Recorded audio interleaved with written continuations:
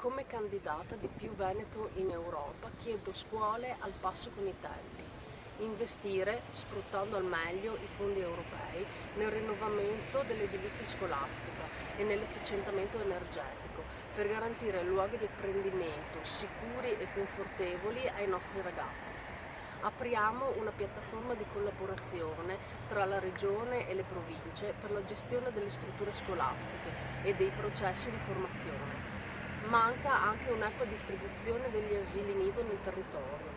Uno dei grossi problemi quando si diventa genitori è trovare un asilo nido per il proprio figlio o figlia.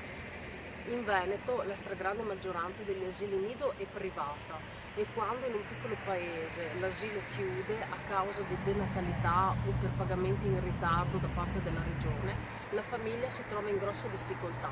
L'asilo più vicino è molto più lontano e la retta aumenta.